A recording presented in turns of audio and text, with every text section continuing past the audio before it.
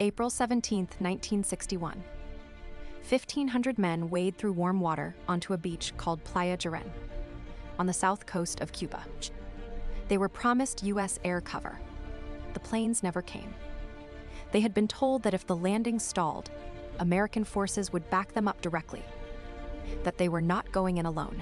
Within 72 hours, the entire Brigade 2506 was captured. And back in Washington, President Kennedy watched the operation collapse, knowing he had canceled the second airstrike on Cuban airfields the day before it landed. So, 700 miles away in a suit, watching it fall apart, while the guys on the beach are wondering where their air support went. Publicly, Kennedy said it was a failure by Cuban exiles, no direct U.S. hand. Privately, he was reportedly so furious he told aides he wanted to, quote, splinter the CIA into 1,000 pieces, and in a back channel that stayed secret for decades. A message may have gone directly to Fidel Castro. Here is the confirmed part. Kennedy authorized the Bay of Pigs invasion. He signed off on it. But in April 2021, the National Security Archive posted new evidence suggesting that while the operation was publicly collapsing, Kennedy may have opened a secret channel to Castro, warning him not to execute the survivors and offering a pledge of strict U.S. non-intervention in exchange for their lives. Hold on. If Kennedy is publicly denying any U.S. role and simultaneously sending a private message to Castro negotiating for the prisoner's survival, that is two completely contradictory positions running at the same time. What is the evidence for the back channel specifically? It's the political equivalent of crashing your friend's car and then texting them, "Hey, you doing okay?" before they figure out it was you. The National Security Archive, that is the non-governmental research group at George Washington University, posted this in April 2021. The evidence exists. What I want to know is whether there is a Cuban-side document that corroborates it, or whether we are reading one half of a conversation. That is exactly the gap, and we will get to it. But first, Operation Northwoods, because this is the part that makes the whole picture darker.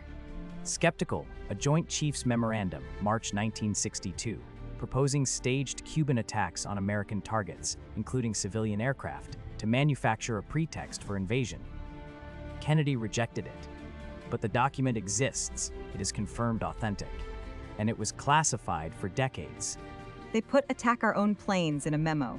Someone typed that up and passed it around a conference table. That is not a conspiracy theory. That is a paper trail. And that is the real question the Northwoods document forces. Not whether Kennedy rejected it, he did.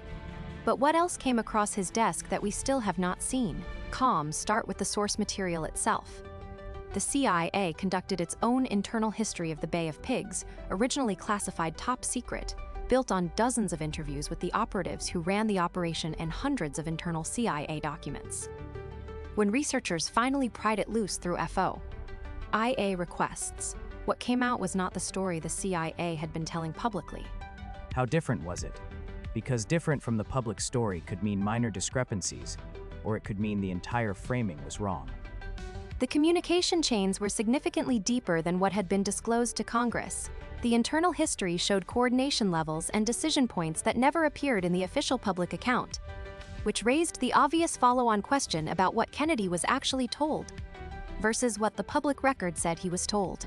So the CIA wrote a secret history of their own failure, classified it, and the secret history turned out to be more embarrassing than the public version. That tracks.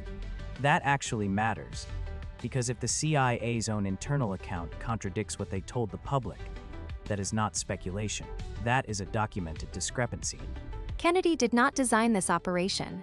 He inherited it from Eisenhower. The CIA handed it to him in January 1961, presenting it as a near-certain success. Brigade 2506, the 1,400 exiles, had been told that if the landing faltered, U.S. forces would join them directly. So Kennedy authorizes it based on CIA assurances, then pulls the second airstrike on Cuban airfields the day before the landing.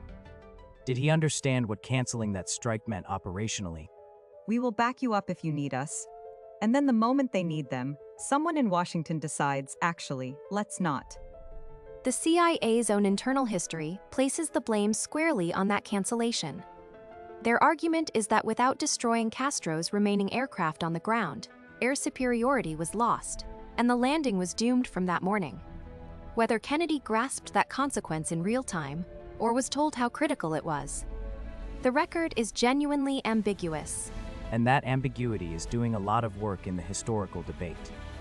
If the CIA briefed him on the stakes of that strike, and he canceled anyway, that is one story. If they understated it, that is a completely different story about what the president was actually given to decide. Exactly. And we still do not have the full briefing documents that would settle it. Which brings us to what is still missing. National Security Archive records confirm that significant portions of U.S.-Cuba related documents remain classified or restricted right now. The Yale Library's Declassified Cuba collection specifically flags gaps in the diplomatic record from the 1960s and 1970s. 60-plus years later, and they are still redacting. What exactly is embarrassing enough to still be classified in 2024? Curious. That is actually a real question because documents get declassified on rolling schedules, and persistent classification after 60 years usually means one of three things: ongoing intelligence methods, living sources, or something operationally damaging that hasn't aged out of sensitivity yet. Or bureaucratic inertia, classification that nobody bothered to review. The gap in the diplomatic record for the 1960s and 1970s is particularly notable because that is exactly the window when any back-channel communications with Cuba would have occurred. The documents about the secret conversations are themselves secret. That's either very suspicious or very on-brand for the federal government. Now, the aftermath. According to documents the National Security Archive posted on the 65th anniversary of the invasion in April 2026, Kennedy did not just want to reform the CIA after the Bay of Pigs. He reportedly considered dismantling it entirely. The splinter into 1,000 pieces quote, which has been attributed to him for decades, gets much more weight when you see it in the context of those post-failure internal deliberations. Walk me through that sourcing. The 1,000 pieces quote. Is that from a contemporaneous document, or is that from an aides memoir written years later?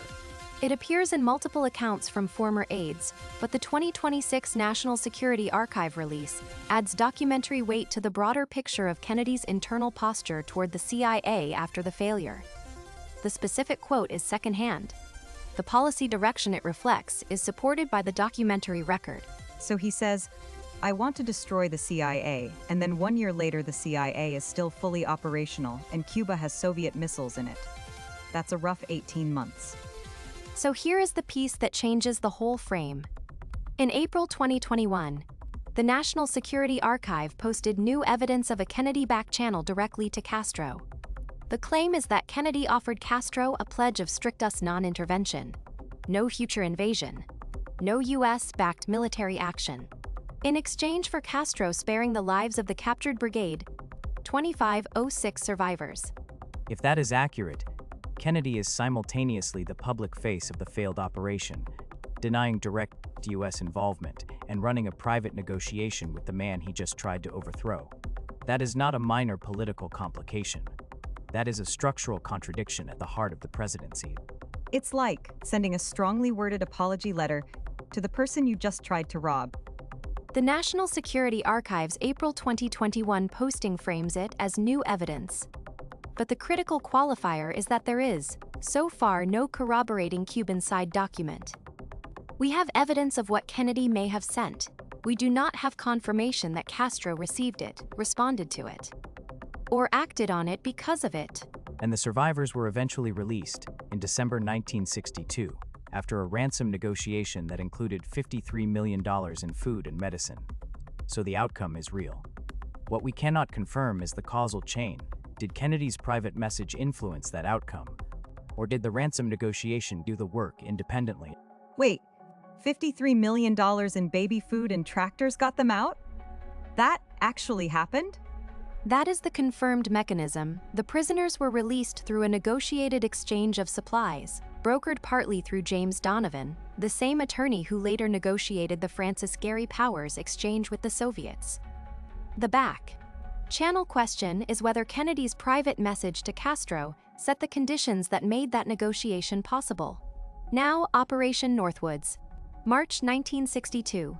Joint Chiefs of Staff Chairman Lehman Lemnitzer signs a memorandum proposing that the U.S. military stage false flag attacks on American targets, sink a U.S. ship, shoot down a civilian aircraft, detonate bombs in American cities, and blame it on Cuba as a pretext for invasion. Skeptical and Kennedy rejected it. That is confirmed. But I want to be precise about what rejected means. Did he reject it outright and shut it down? Or did he reject this version while leaving the door open to modified proposals? Someone at the Pentagon wrote "fake crash a plane full of Americans" in an official memo. I keep coming back to that. Not in a diary, in a memo, with a signature.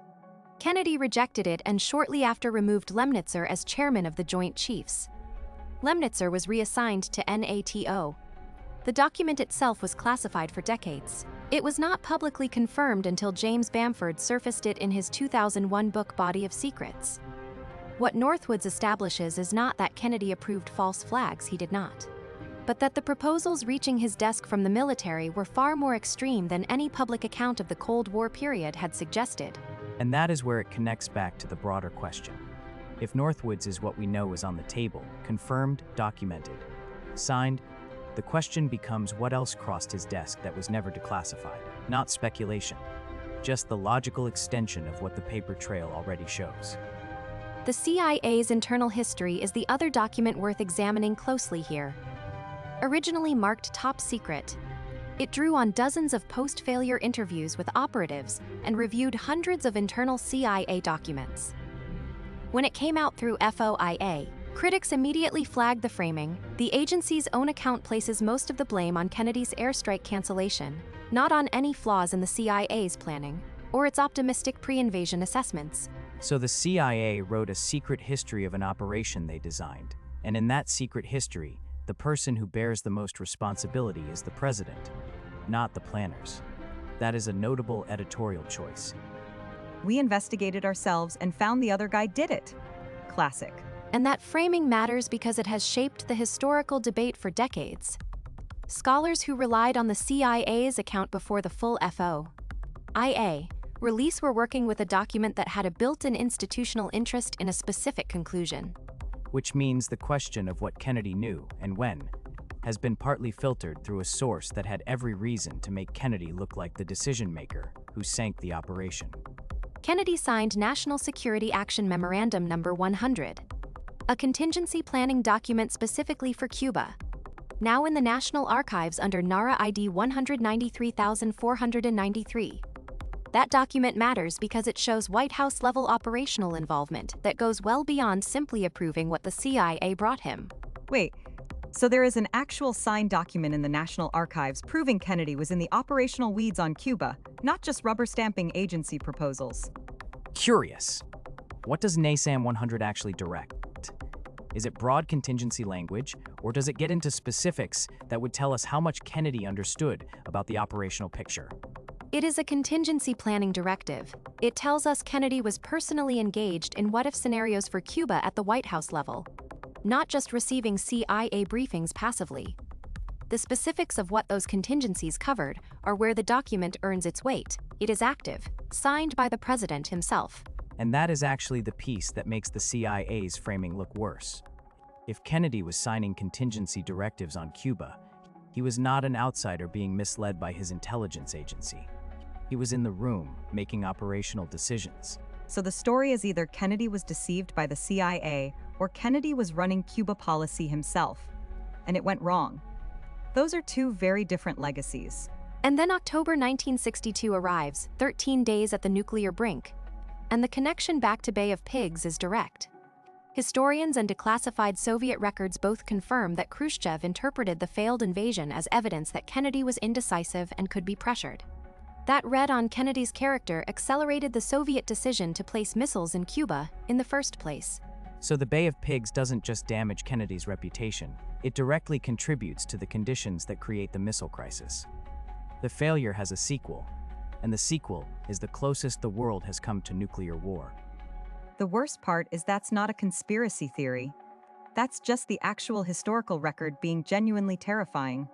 Calm, right. And that causal chain is in the confirmed documentary record, not the speculative one. If you want to know what the stakes of presidential decision making under incomplete intelligence actually look like, October 1962 is the answer. If you think that connection is unsettling, wait until we sort out what's confirmed versus what's still in the realm of educated guessing. All right, let's put the confirmed column together. Kennedy authorized the Bay of Pigs invasion. He canceled the second airstrike. 1,400 exiles were captured within 72 hours. He signed number 100. Operation Northwoods existed, was signed by Lemnitzer, and was rejected by Kennedy. The CIA's internal history was classified top secret and has been partially released through FOIA. Those are not contested. And Lemnitzer's removal as Joint Chiefs Chairman shortly after the Northwoods rejection is also documented. He was reassigned to NATO Command in late 1962. So that's a lot of confirmed facts that would sound completely insane if someone just described them to you without the sources. Now the speculated column, and I want to be precise here. The Kennedy back channel to Castro, the one the National Security Archive posted in April 2021. The evidence for the US side exists. What does not exist yet is any Cuban side document confirming Castro received it, responded to it, or that it influenced the December 1962 prisoner release. Which means the causal claim that Kennedy's private warning set the conditions for the ransom negotiation is plausible and supported by circumstantial evidence. But it is not corroborated. We have one side of a potential conversation.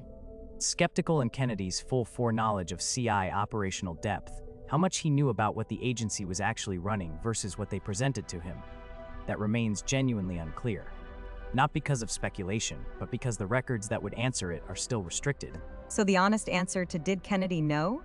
Is he definitely knew some of it, probably knew more than was disclosed publicly, and the part we can't confirm is exactly how much more. That gap is where 60 years of theory lives. That is a fair summary. The confirmed record shows a president more operationally involved than the public account suggested. NASAM 100 proves that. The speculated record involves back channels and foreknowledge claims where the evidence is real but incomplete, Morgan. Alex thinks the NASAM 100 document shifts the balance toward Kennedy was running this, not just approving it. You've pushed back on that. Tell the comments who they think has the better read. Calm here is what the declassified record actually confirms, separate from any specific conspiracy claim. Kennedy was receiving a curated picture of reality from the CIA. The internal history, the Northwoods memo, the still restricted diplomatic files, they all point to a structural gap between what the intelligence community knew and what the president was given to decide. And that is not unique to Kennedy. That structural problem. The president sees what the agency chooses to show him is the real finding of the Bay of Pigs postmortem. It predates Kennedy and it outlasted him. So the conspiracy isn't Kennedy was secretly evil, it's the system is designed so the person nominally in charge might not actually know what the system is doing. That's somehow scarier. The back channel question carries a second anxiety alongside it, that the most consequential Cold War decisions happened in channels that had no democratic oversight at all. If Kennedy was privately negotiating with Castro while publicly denying any U.S. role, that is not just a political contradiction. That is a decision made entirely outside the constitutional structure that is supposed to govern it. Curious, and the Northwoods document makes that worse because it shows the military was independently generating proposals that, had they been approved, would have killed American civilians without any public accountability. The oversight failure wasn't hypothetical. It was being planned on paper. If this scratched an itch you didn't know you had, we are here every week with something equally unhinged. Hit subscribe and ring the bell. That way the algorithm doesn't bury the next one. The part that stays with me is October 1962. The missile crisis is usually taught as Kennedy's finest hour, the calm, measured response that pulled the world back from the edge. But the declassified Soviet records show Khrushchev put the missiles there partly because of Bay of Pigs. Kennedy's finest hour was made necessary by his worst one. That causal chain is confirmed, and it is the most honest answer to the question this episode started with. Did Kennedy know? He knew enough to sign NSAM 100. He knew enough to cancel the airstrike. He knew enough to open a back channel. What he may not have fully known is what any of those decisions would cost 18 months later. 13 days from nuclear war. Next week, Chemtrails Morgan thinks it's aluminum. I have a different theory about the population math. And Alex has found documents. The full picture on chemtrail claims, what the atmospheric research actually says, what the documented geoengineering proposals look like, and where the line between real government weather programs and speculation sits. We will have sources. See you then. Thanks for watching Conspiracy Examined. As always, the documents are real, the gaps are real, and the questions are worth asking. Even if the answers are terrifying. That's all for this episode of Conspiracy Examined. Thanks for joining us. Remember, the real story is often stranger than the conspiracy. And if you enjoyed this, hit subscribe before they get to you first. We will see you next time. Stay curious. Stay weird.